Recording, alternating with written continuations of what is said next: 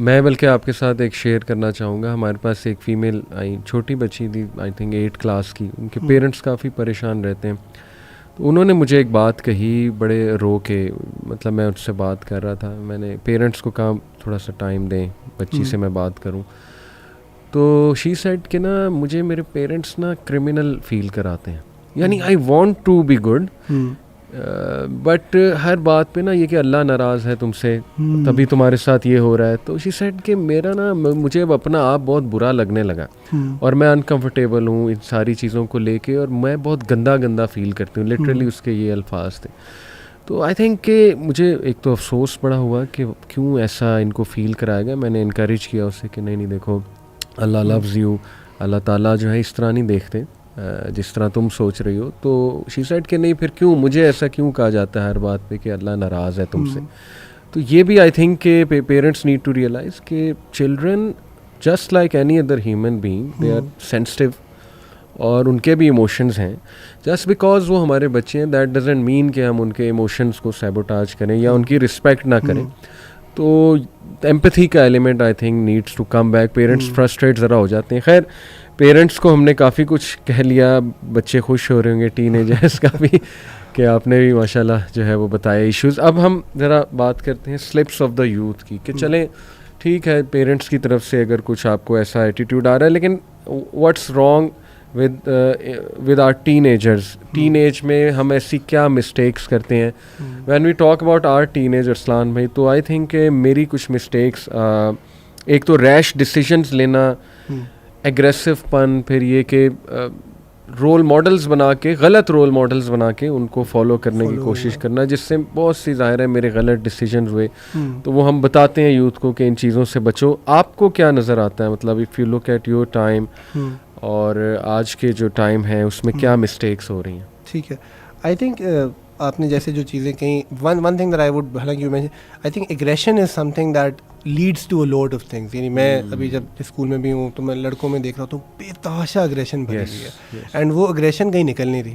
ठीक है, अभी तो वो और वर्सन हो गया है कि because they don't realise they are fixated on their cell phone devices. Physical sports ख़त्म हो गई हुई है. अच्छा, कोविड पेंडेमिक ने उसको बहुत और ख़राब किया, तो वो फ्रस्ट्रेशन जो है ना फिर और तरीके से मैनिफेस्ट हो रही होती है. ठीक है, तो इसलिए, एंड पाकिस्तान में सिक्योरिटी के कंसर्न्स भी हैं, पेरेंट्स की एक अपनी वो भी है, तो वो एग्रेशन को कहीं पॉजिटिव तरीके से चैनलाइज करने की बड़ी ज़रूरत है. बच्चों के पर्सपेक्टिव से जो एक बड़ी गलती है ना शेख, आई थिंक ये एज ऐसी है कि यू टेंड टू थिंक यार दुनिया मेरे गिर्द रिवॉल्व करती है. ठीक है, हाँ, बड़े अगर आप ईगो सेंट्रिक हैं और आपकी कोशिश ये होती है कि बस यार जो मैं कह रहा हूँ वही ठीक है, वो आपको किसी की परवाह नहीं है. ठीक है, आपके in the spur of the moment आपके सामने उस्ताद खड़ा हो, कोई बड़ा हो, आपके मोहल्ले का कोई हो, माँ बाप भी हो, आप लिहाज नहीं करते. ठीक है, in the name of fun और in the name of trying to be cool you will say things and do things which you don't mean actually. ठीक है, and what you don't realise is कि over time वो permanence ले जाती हैं या उनके कॉन्सिक्वेंसेस होते हैं. हर चीज़ से रिटर्न करना आसान नहीं होता. सही, राइट. तो एक तो आई थिंक ये बड़ा मेजर इशू है जो यूथ को रियलाइज़ करने की ज़रूरत है कि यानी जहाँ हम माँ बाप के एम्पैथेटिक होने की बात कर रहे हैं, वहाँ यूथ को भी एम्पैथेटिक इस एतबार से ज़रूर होना चाहिए कि यार मैं जब किसी के साथ ऐसा कर रहा हूँ, जैसे मैं बड़ा अमेज होता हूँ, आप खुद माशाल्लाह एक स्कूल में बड़े अरसे रहे, कि मुझे कभी लगता ही नहीं था अली भाई कि ये बुलिंग का जो लफ्ज़ है ना, मैं समझता था ये हमें लिखा होता है इन द सेंस कि यार बुली कौन करता है. सही. देन आई फिगर्ड आउट कि स्कूल में bullying is a major challenge. यानी और ये बुलिंग ये नहीं है कि वो जो टीचर्स की ये आपस में एक दूसरे की वो हालत करते हैं कि some of them turn into mental patients. Exactly, right.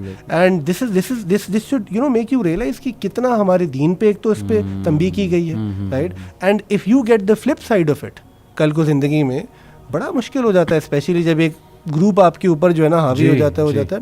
तो वो वाला जो पार्ट है ना उसका एक बड़ा वो है. अच्छा, मैं एक चीज़ ऐड करूँगा फिर आपका, बल्कि मैं आपको इस पे टेक लेना चाहूँगा कि मुझे एक बात जो इसमें मोर रिसेंटली समझ आई कि ख़ुसूसन पाकिस्तान की बात करता हूँ कि हमारे यहाँ हम थोड़ा सा दीन वाले फितरत से भी दूर हैं. कि देखें, हमारा दीन ये कहता है कि बुलूगत के बाद you to be treated as an adult. सही, ठीक है। ठीक है, हमारा 13, 14, 15 साल का बच्चा है, बच्ची जब एक्चुअली बालिग होता है, वो उसकी एडल्ट वाली कम ही हरकतें हैं, क्योंकि वो फिजिकली तो बालिग हो गया, ठीक है। उसमें माशरे का, कल्चर का, बहुत सारी चीज़ों का रोल है, एजुकेशन सिस्टम का बहुत बड़ा रोल है, ठीक है। बट क्या हम उसमें कोई ऐसी चेंज कर सकते हैं कि जहाँ ये बच्चा जो कॉन्सिक्वेंस फ्री जिंदगी गुजार रहा है ना, कि जहाँ इसको पता है कि मेरे माँ बाप भी बेबस है मेरे आगे, मैं क्या कर लेंगे, मुझे स्कूल से निकालेंगे, दूसरे में डालना पड़ेगा, फीसें ये देते हैं, घर का खर्चा ये उठाते हैं, हद यही करेंगे ना, फ़ोन छीन लेंगे, वो भी मैं 3 महीने बाद जिद करके वापस निकलवा लूँगा। अच्छा, मैं बहुत तेज़ी से इन बच्चों को यूनिवर्सिटी क्रॉस करने के बाद ठीक होते देखता हूँ। यूनिवर्सिटी में भी अच्छा क्यों, क्योंकि मैं उस दिन भी किसी को कह रहा था कि मैं फास्ट में पढ़ाना शुरू किया, मैं खुद 22-23 साल उम्र थी, तो फाइनल ईयर स्टूडेंट को पढ़ाया, तो मैं बच्चों को कहता तुम बड़ी फारिग हो, तुम सीरियस नहीं हो।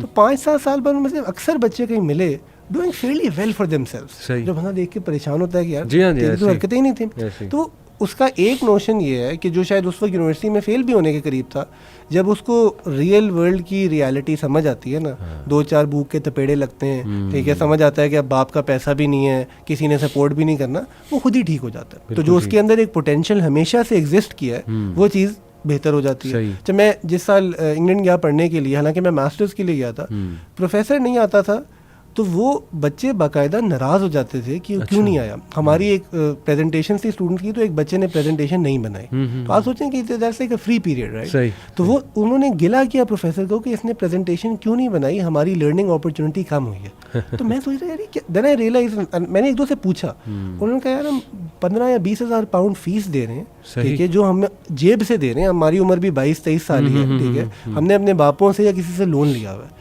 एक क्लास के आपको पता है हम कितने पाउंड फीस देते हैं। अच्छा, मैं स्कॉलरशिप पे गया था, मैंने कहा अच्छा ये भी एक, तो अब क्या है, वो रिस्पॉन्सिबिलिटी है ना, अपना पैसा खर्च हो रहा है, you tend to realise that. हमारे बच्चे में वो शऊर ही नहीं है, बिकॉज उसको है कि ये तो सब फ्री में ऐसे ही। सो दैट पार्ट अगर हम किसी तरह वो इनकलकेट कर सकें ना, कि माँ बाप को हमारे माँ बाप जतला रहे कि इतनी फीसें दे रहा हूँ, इतना ये कर रहा हूँ, खाना भी खिला, बच्चा कहता है ना खिलाएं, मेरे लिए क्यों कर रहे हैं। लेकिन उसको कहीं अगर हम पहले इसको एक प्रैग्मेटिक जिंदगी में घुसाएं ना, चाहे वो रिवॉर्ड सिस्टम के तहत हो, जहां उस पे वो रिस्पॉन्सिबिलिटी पड़े, यूथ में बहुत, मैं समझता हूँ एक नोशन बेहतर होगी। बहुत important point, I totally agree. और मैं आपने खुद ही मिसाल दे दी गोरों की, जो देखें जो जिस सोसाइटी में जो अच्छी चीज़ है उसको मेंशन करने में कोई हर्ज नहीं। आई थिंक कि वो बड़ा अच्छा काम कर रहे हैं इस पे पेरेंटिंग के ऊपर, ऑल्दो उनका हाईली इंडिविजुअलिस्टिक सोसाइटी है, बहुत से मसाइल हैं, but when it comes to parenting तो आई थिंक कि दे डू रियलाइज़ कि हमने अपने बच्चे को लाइफ के लिए प्रिपेयर करना है, और लाइफ इज़ टफ, सीधी सी बात है। आपने जैसे कहा कि जब वो जाते हैं रियल लाइफ में तो दे गेट डिसअपॉइंटेड कि ये तो हमने ऐसा नहीं सोचा था। तो पहले से उन्हें प्रिपेयर करना, उनको रिस्पॉन्सिबिलिटीज़ देना, आपने कहा जैसे रिवॉर्ड सिस्टम, बहुत सी चीज़ें वो करते हैं उनके कल्चर में ना, मैंने ये चीज़ देखी है, इंडिपेंडेंट करते हैं अपने बच्चे को, और ये उसे क्लियर कर देते हैं कि देखो you have to rely on yourself, on your abilities.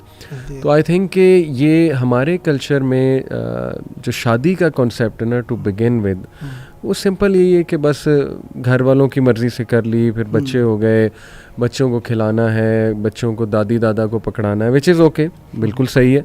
लेकिन आई थिंक कि वो विज़न की कमी है कि बच्चे कल को होंगे तो उनकी परवरिश कैसे करनी है, and there is so much to learn I think parenting में। पहले तो ये कि हालात और थे, बच्चे बड़े हमें बताते थे इस तरह करो तो हो जाता था, लेकिन दीज चिल्ड्रन आई से कि ये जनरेशन जी जो है, इनके एट्रीब्यूट्स, इनकी बायोकेमिस्ट्री, इट्स क्वाइट डिफरेंट। तो I think there are more challenges, और समझना चाहिए कि ना किस तरह से इनको डील करना है। एनीवे हम फिर वहीं पेरेंट्स की तरफ आ रहे हैं। मैं आपके सामने कुछ ये ना, मैं एक आर्टिकल पढ़ रहा था कि यूथ टीनेजर्स के ही रिग्रेट्स कुछ लिखे हुए कि हमने अपनी टीनेज में क्या मिस्टेक्स की। तो ये एक टीनेजर ने ही लिखे हैं, मैं आपको वो पढ़ के सुनाता हूँ, इंशाल्लाह फिर इनको हम डिस्कस करते हैं। एक तो है कि एडिक्शन टू सोशल मीडिया, उनका रिग्रेट है कि आई विश के मुझे कोई निकालता इस चीज़ से, क्योंकि I wasted a lot of time specially on Instagram pleasing others. तो ये उन्होंने कहा कि बड़ा शैलो, इसने मुझे बड़ा शैलो बनाया इस चीज़ ने, मेरी पर्सनैलिटी को। दूसरा जो है falling for the wrong person. अब ऑब्वियसली ये हम तो कहेंगे कि you shouldn't fall in the first place, लेकिन इनका एक रिग्रेट के falling for the wrong person, जैसे अटेंशन लेने आप कहेंगे तो गलत बंदे के हत्थे चढ़ गए। और हमारे पास काउंसलिंग केसेस आते हैं अरसलान भाई के females they want to leave sins, but their boyfriends are blackmailing them कि तस्वीरें आउट कर दूंगा, वो फियर की वजह से बेचारी जो है वो उसमें स्टक है. तो ये एक रिग्रेट, ठीक है ना. इसी तरह ओवरथिंकिंग इन द सेंस के what do people think about me, अच्छा ठीक what do others think about me, ये एक बड़ा उनका रिग्रेट है कि इस पे मैंने अपनी बड़ा टाइम मैंने वेस्ट किया pleasing others, you know. I was living life according to what people wanted, ठीक है ना जी. ये हो गया. फिर ये कि वी मिसअंडरस्टैंड पेरेंट्स, बड़ा इंपॉर्टेंट और बड़ा रिफ्लेक्टिव ये इसमें पॉइंट है. समटाइम्स उन्होंने लिखा parents are really protective and we believe that they are actually jailing us, whereas the reality is that they are just being overprotective. They are concerned about us. तो ये कि हम parents को misunderstand कर जाते हैं. और एट द एंड मैंने यही रियलाइज़ किया अकॉर्डिंग टू दिस पर्सन कि पेरेंट्स ही आपके साथ at the end of the day सबसे ज़्यादा जो है वो सिंसेयर होते हैं. And being too hard on oneself, ये इस सेंस में है कि यानी कोई एक चीज़ पकड़ ली तो फिर उस पर बहुत ज़्यादा उसके लिए ऑब्सेस हो जाना and damaging oneself a lot. तो ये चंद एक रिग्रेट्स मैं सोच रहा था कि बड़े ज़बरदस्त और बड़े ऑथेंटिक हैं. इनको आई थिंक कि हमें बारी बारी डिस्कस करना चाहिए, starting from addiction of all sorts. एक तो ड्रग्स की अल्लाह माफ़ करे, फिर ये जो नया फितना आया अरसलान भाई, porn, it is destroying them literally. मतलब 14 साल 13 साल का बच्चा, अगर इस बल्कि इससे भी छोटा 11 साल का बच्चा एक्सपोज हो जाता है. पता नहीं वो 25 साल तक वो किस तरह सरवाइव क्या करेगा. शादियां भी लेट हो रही हैं. रियली ये तो मैस है बहुत. इस पे मैं चाहता हूँ आप कुछ कमेंट करें. Sheikh, I think the porn factor is just insane. It's blown out of proportion in every sense of the word. और वो आपने इस तरह कहा ना, मेरे पास तो ऐसे भी केसेस माए टाइम्स बता देते हैं कि नाबालिग बच्चियाँ इसमें पड़ गए हैं, which is a psychotic problem is well, because जब आप बालिग नहीं हैं तो टेक्निकली तो वो डिज़ायर्स भी नहीं है. But that it's just horrific, and it's just something that I think हम as elders हम सबको एक तो माशरे में रियलाइज़ करने की ज़रूरत है कि इसमें क्या हुआ है. And I think problem porn का जो है ना वो शुरू सोशल मीडिया से ही होता है कि it is ads, it is exposure to seen images that eventually take you there, ठीक है. And that's something that where we have to sort of realise कि ये कोई मौलवी वाली बात नहीं है नज़र की हिफाजत करना या ये सारा कुछ करना, बल्कि इसमें आपका तहफ़्फ़ुज़ है कि जो over exposure to a lot of things है. और वो पार्ट आई थिंक हमारे पास इसलिए नहीं है कि अच्छा इसका वैसे भी मेरे पास एक्चुअली जवाब भी नहीं है, इसलिए क्योंकि ऑल्टरनेट क्या है इसका. यानी मिसाल के तौर पे as adults I am sure, मुझे आपका नहीं पता, मैं तो अपना बड़े ओपनली कहता हूँ, I am struggling with the fact कि मैं अपने फ़ोन टाइम को कम करना चाहता हूँ. सही. एंड मैं वो नहीं हूँ जो इंस्टा और उस पर पैदा हुआ था. सही. बट मुझे पता है कि मेरा भी स्क्रीन टाइम, अच्छा वो बड़ा एडिक्टिव है.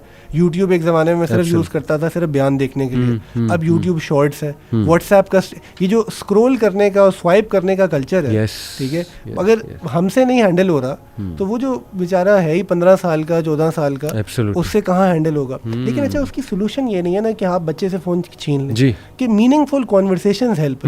आज देखो 2 साल पहले की बात है, वो हमने एक नसिया में सेशन करवाया लव लॉक्ड का, जिसमें मॉडेस्टी और इन पे बातें थी. तो स्कूल ने हमें कहा कि जी आप रेप्लिकेट कर दें. तो मैंने कर दिया. स्कूल का बयान आपको पता है थोड़ा सा डिजास्टर होता है, बच्चे बड़े जिटरी भी होते हैं, मैं रिलक्टेंट ही होता हूँ कि इतने बड़े. तो टू माई सरप्राइज बहुत सारे बच्चों ने और इवन बच्चियों से तो ने कई तरह से पैगाम कि जी हमने इंस्टा डिलीट कर दिया. अच्छा. और मैं बड़ा हैरान हुआ कि यार ये नहीं, इसका मतलब है कि अल्लाह नबी की बात असर करती है कि वो बार बार एक रिमाइंडर देना इन अ डीपर्सनलाइज्ड मैनर. एक वो ना कोई माँ सर पे खड़ी है कि डिलीट कर दो, बस कर दो, वो ये हो जाओ, जैसे बड़ी उम्र में वो बेगम सर पे खड़ी हो जाती है, ठीक है. सो आई थिंक वो एक बात है कि you give them that advice and you let them think for themselves and you make them realise again and again and again. वो कहीं ना कहीं वो चीज़ जो है ना आपको हिट करती है कि यार इसकी क्या वो पार्ट है. मीनिंगफुल कन्वर्सेशंस, ये बड़ा इंपॉर्टेंट आपने